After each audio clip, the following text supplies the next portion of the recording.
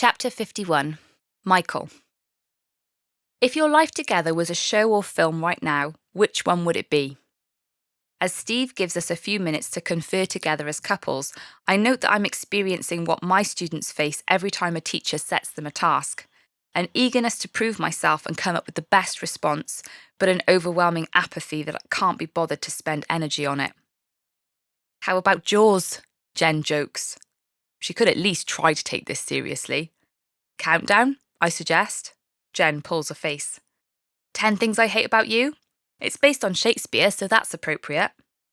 Next thing you're going to say is you've got mail. I thought we were done being rivals anyway. I guess no one's going to go for Titanic. I look at the other couples trying to listen in. I can overhear Father of the Bride and Meet the Parents. Not many movies are about engaged couples, Jen points out. I can only think of my best friend's wedding, but that doesn't bode well. Time's up, Steve says. My stomach curls up in panic. Jen, would you like to start us off? He asks her. She blinks, and her face is frozen for a moment in a polite smile.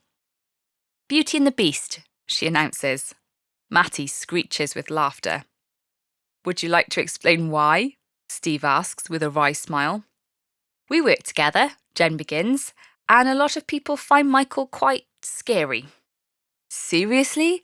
That's the best she can come up with? So you're the one who truly understands him, Steve continues this creative interpretation. Good. It's nice to know that Jen feels she has to be a human shield between me and the rest of the staff. Case in point, Liz. The evening rolls on. Steve talks about communication and sets a timer where we take turns to tell each other our thoughts without any interruption.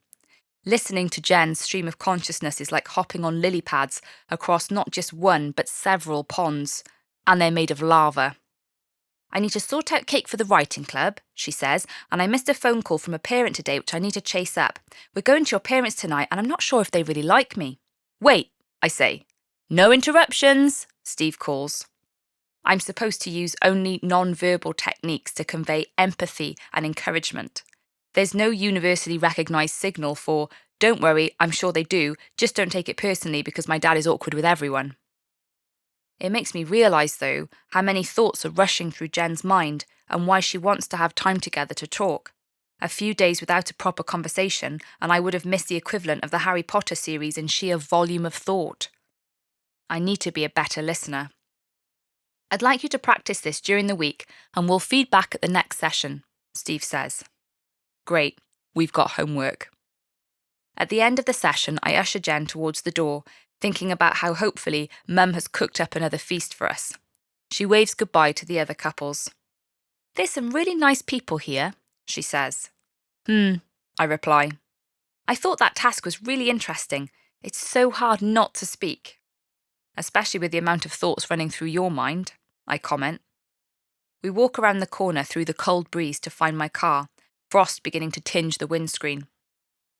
Do you really think that my parents don't like you? I ask, just before we open the car doors. Well, Jen stalls. I get the feeling they weren't very on board with our engagement.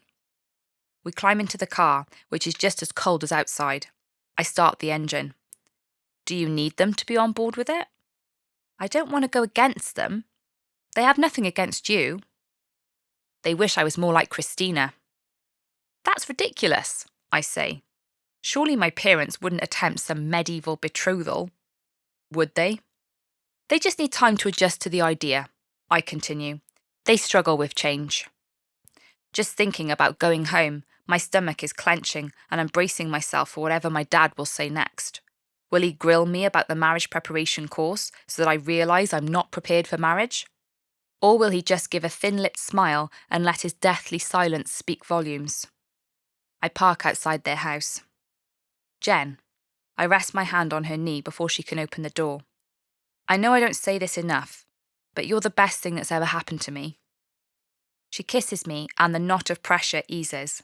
It's a reminder that we're doing this together, and having her by my side makes the tough things seem manageable, like staying over at my parents'. I take it I'll be in the guest room again, Jen says, keeping her face close to mine. Not for much longer, I remind her, squeezing her knee.